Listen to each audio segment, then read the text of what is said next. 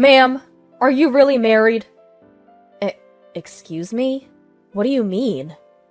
I had hired a private investigator for a certain investigation. From the report of that investigator, I heard an unexpected fact that left me unable to hide my shock. If my husband has been exploiting my frequent night shifts to have a sweet affair, I will never forgive him. My name is Rachel. I am a nurse at a general hospital and a working wife who was about to celebrate her first Christmas since getting married. My husband Daniel, whom I married half a year ago, is a very gentle man who is 5 years older than me.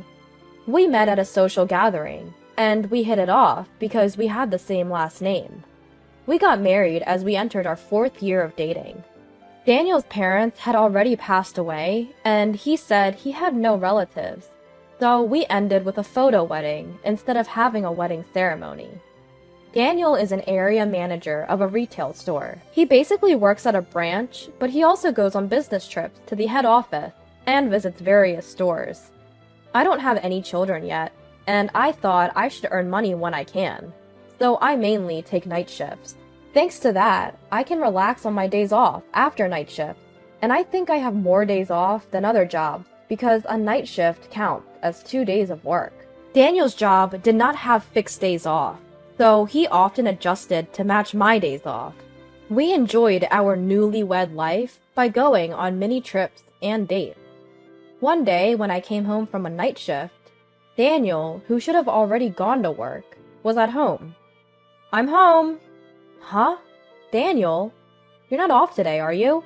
When I asked with curiosity, Daniel opened his mouth with great difficulty and said, well, you see, I have a sudden business trip from tomorrow, and it might be a bit long, so they suddenly gave me the day off today." "I see. How long will you be gone?" "About a week, I think. It might be longer, but I won't know until I get there." "All right, work hard." I was saddened by the sudden and lengthy business trip. I had a rare consecutive holiday the day after tomorrow, and I was looking forward to spending a slow evening with Daniel. But if it's for work, I had no choice but to switch gears, and I decided to drive Daniel to the airport. It takes about 2 hours by car to the airport, and it takes about 2 hours by plane to the head office in New York. After seeing off Daniel at the airport, I strolled around the airport, which I rarely visit, had lunch at a famous nearby cafe, and returned home. Exhausted, I sprawled out on the sofa, where I spotted an unfamiliar envelope tucked under the TV stand. It must have been something that Daniel, who was supposed to be on a business trip to the head office, had left behind. Feeling a little guilty, I checked inside. Inside was an album filled with pictures of Daniel, an unknown woman, and a little girl, maybe around 5 years old, in front of a kindergarten classroom, dressed in a school uniform. What on earth is this? My mind went blank. Could it be an affair? And with a single mother? Unforgivable. Infidelity. The word floated into my mind, and before I knew it, I found myself calling Daniel's office. I mentioned that I knew Daniel, made up a reason, and asked if he was on his trip. To my shock, they told me that Daniel was on bereavement leave. What's more, I was informed that there were hardly any business trips from their branch to the head office.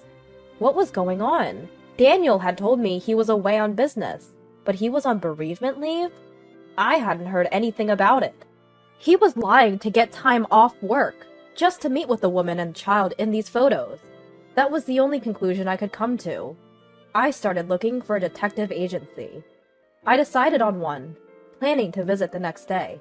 But all the while, I couldn't shake the realization that in the 4 years we'd been dating, Daniel had been lying to me about these non-existent business trips.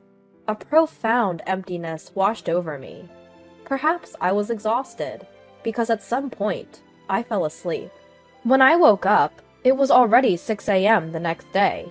I had an appointment at the detective agency at 10 a.m., so I got ready, carefully placing the envelope I'd found yesterday in a larger bag so it wouldn't fold. At the agreed-upon time, I walked through the gates of a detective agency for the first time in my life. The words I had prepared to say flew out of my head the moment I opened the door to the office. The detective waiting for me was a young man who looked to be in his mid-20s and was dressed like a college student. Reading my surprise, he asked with a casual smile, "You think I'm an immature-looking detective, don't you?" and managed to lighten the mood. "Oh no, I'm sorry, it's just... This is my first time at a place like this. I'm a bit nervous." I responded on impulse, but he kindly urged me to sit on the sofa. After a small talk with the detective, I took out the album that had led me to suspect Daniel of infidelity. True to form, the detective started collecting necessary evidence, deftly making copies. He picked up a copy of the picture of the three in front of the school and told me, "This is likely to be a significant clue." The name of the school was clearly visible in the photo. Immediately, the detective searched for the preschool online and made a call. He made the call in a separate room, so I had no idea how he extracted the information, but apparently, the little girl in the photo was a student at that preschool. And unsurprisingly, that child was currently on a leave of absence from the school. The school was located in New York, so I was told it would be an expensive job, but I agreed.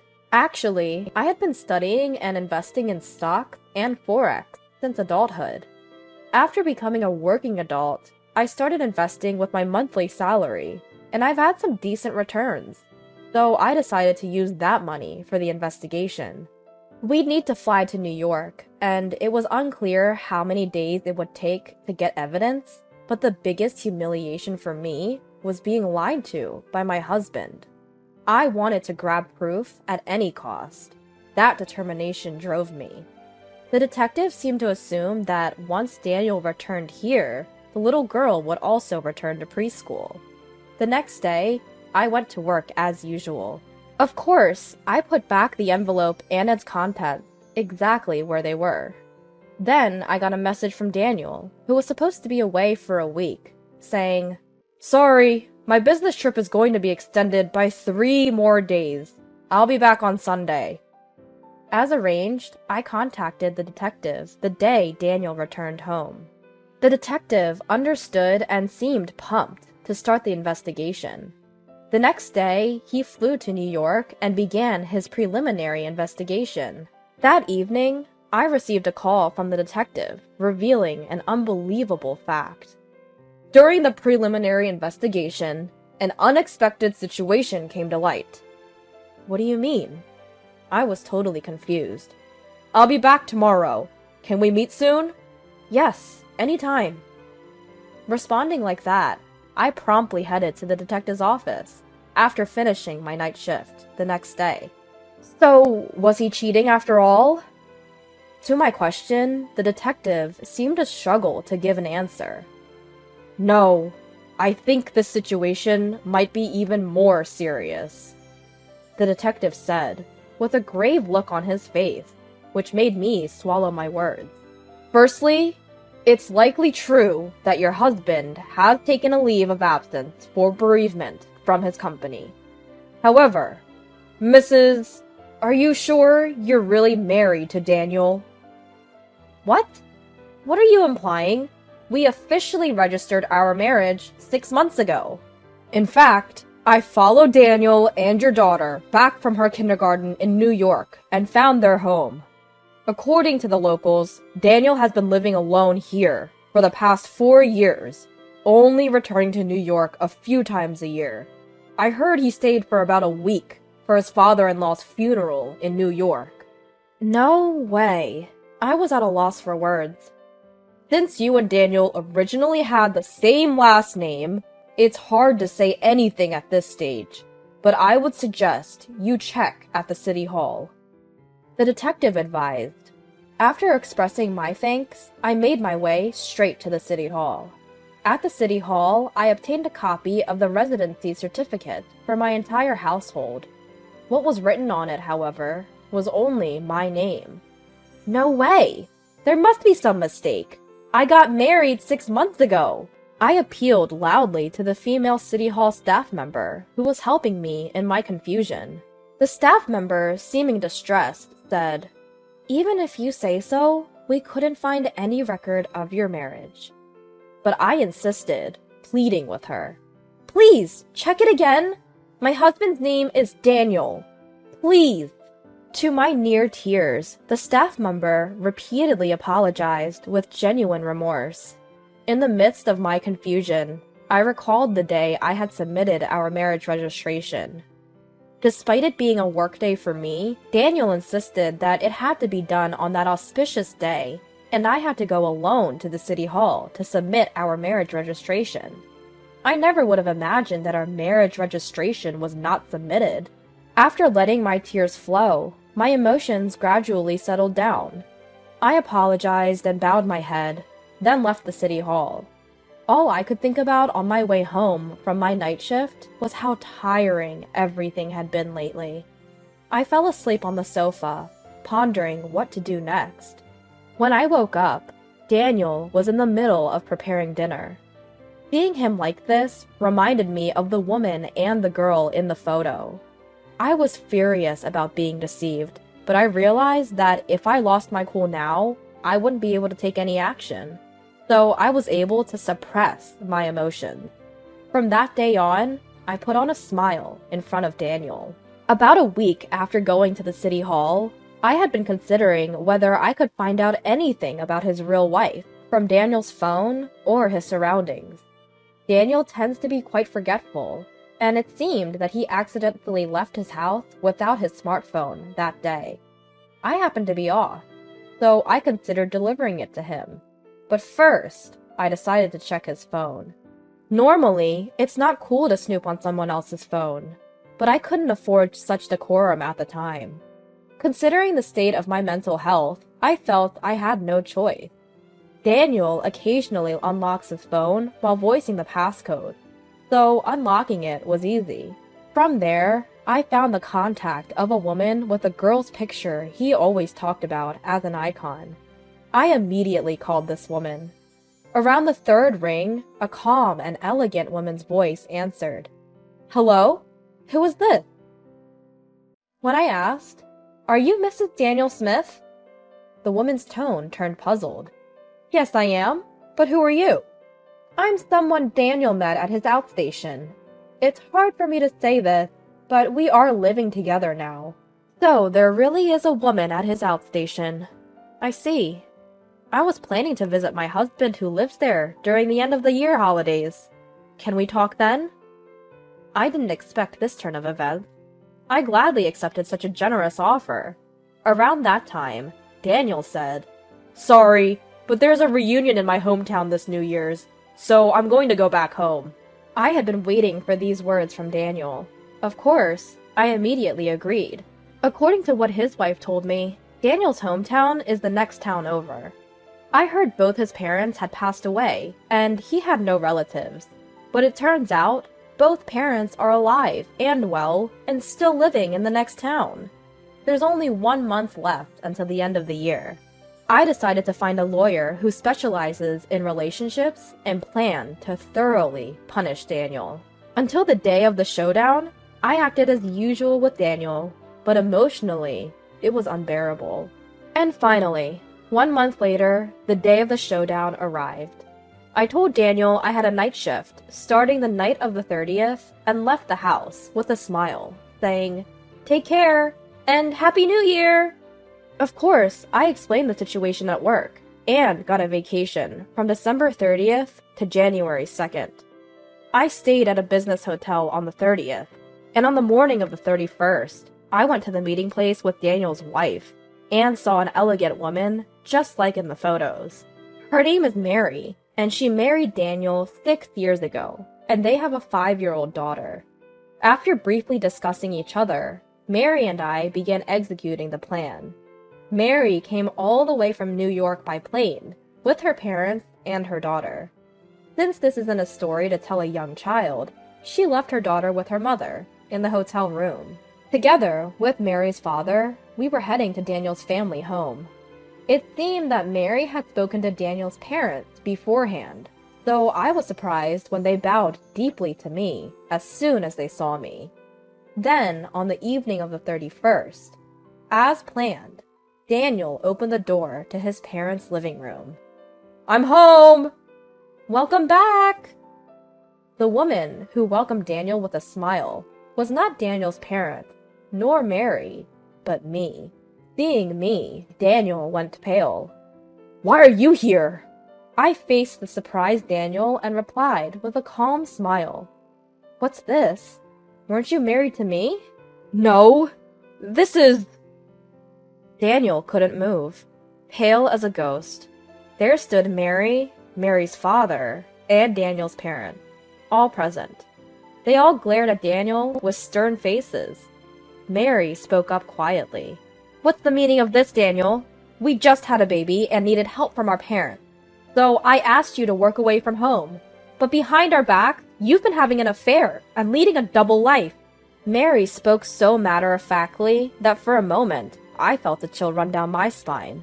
"I'm just glad we're on the same side now." I began to berate him as well. "Daniel, every time you said you were going on a business trip, it seems you were meeting with your family. You were married. Why did you approach me? Did you think you could deceive me? This is marriage fraud. You're scum. And when I asked your company about your business trips, they said you hardly ever go on them. What are you thinking with such a beautiful wife and adorable daughter at home? I was such a fool to believe your lies." Confronted by both of us, Daniel sighed, then burst into laughter.